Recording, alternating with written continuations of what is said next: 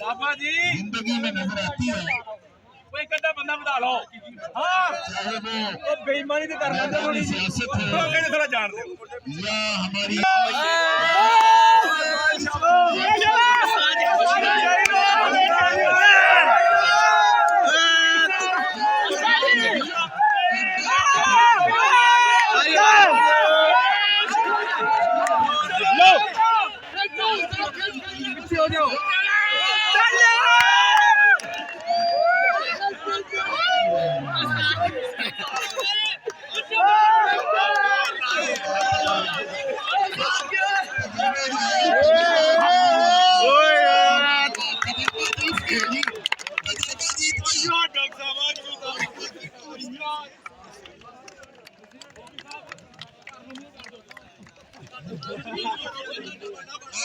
जी